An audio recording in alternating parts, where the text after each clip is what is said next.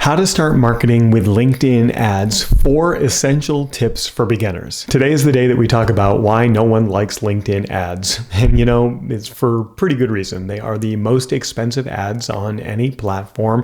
They're difficult to configure. The interface for creating the ads is a little bit clunky, and the reporting isn't necessarily the best. It seems like anytime you create ads on LinkedIn, you get a whole bunch of interaction on the ads, but you don't really get any positive result. Well, we're going to fix a lot of that today as we delve into LinkedIn ads, especially if you're a beginner. But if you've got experience with LinkedIn ads, we're going to help you out today as well. I'm going to be talking about a quick mindset shift that would help you quite a bit when you first start using LinkedIn ads. We'll talk a little bit about testing your LinkedIn ads. Then I'm going to cover the one thing that you need to know whenever you're running a campaign. And then at the end of the day, what matters the most. If you're new to my channel, my name is Chris. For the last 24 years, I have had thousands of paying clients. These are people who are inspired to have an impact on those they serve, and they simply want to get paid beautifully for what they do. Well, I help them do that,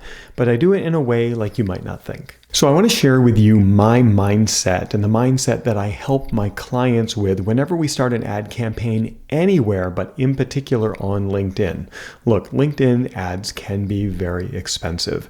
When you go into a new LinkedIn ad campaign, it would be wise for your initial goal to be collecting information. You see, you're going to create ads, and your ads are going to have some words, and they're going to have some pictures, or they're going to have a video. And then you're going to apply those words and those images to an audience. And a lot of times, the first time we pick an audience, it doesn't necessarily work. Now, sometimes it does. And in marketing, that's what we call good luck. But if your audiences don't work, don't give up.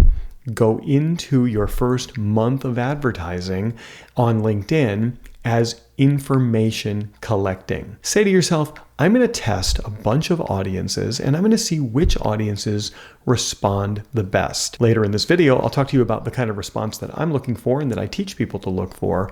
But if you change your mindset from, I'm going to start running ads and I'm going to get business within a week, and then you don't get business within the week, you might walk away saying ads don't work. But the reality is ads do work, but we need information to make ads work. So let's have that quick mindset shift. Let's go into our advertising as a way of collecting information so that we can then synthesize that information and build winning ad campaigns. On that note, patience and testing are 2 important characteristics whenever you're doing any ad campaign anywhere, but we're talking about LinkedIn ads.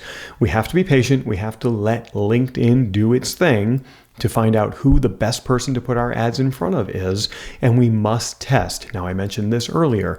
We like to test many different audiences so that we know which audience is going to bubble up and be the right audience for us to be putting our ads in front of. Because the reality is some audiences are going to be complete duds and others are going to provide us with great results. We got to find the ones that provide us with great results. So be patient and always be testing. The next important tip I'm going to give you is to know your numbers. You should have a good idea of what your profit is for a new client. And the whole point of an ad campaign is to get clients.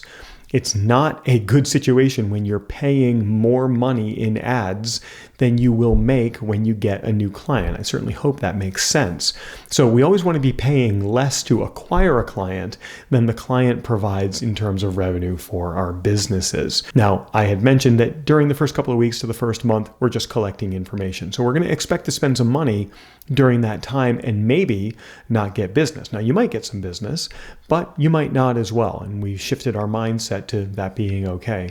But once you move towards your audiences that are responding to your ads, it's going to be important to know your numbers and know what the lifetime value of a client is to you. That's how much a client contributes to your profitability over the course of a period of time, and how much you're willing to spend to acquire a client. And again, we always want to spend less to acquire a client than the client will provide for us in revenue. Most of the time.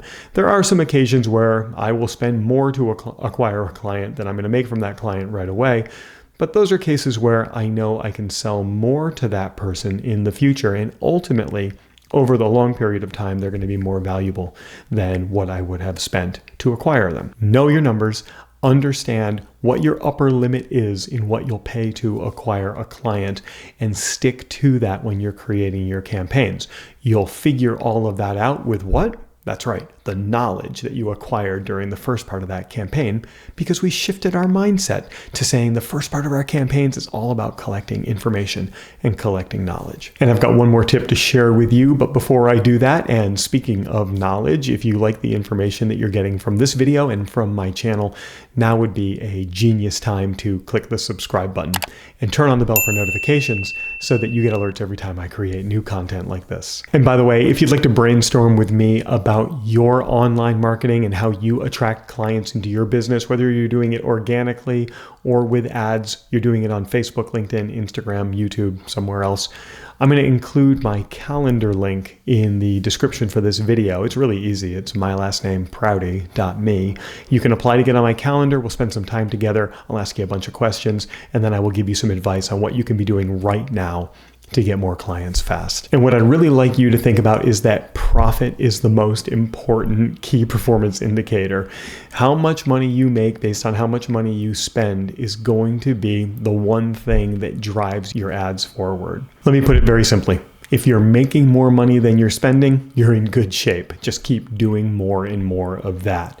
If you're spending more than you're making, it's time to step back, kind of rethink the campaigns, maybe realign, do some more testing, and get everything back on track. But in general, the very simple rule is we want to make more than we spend.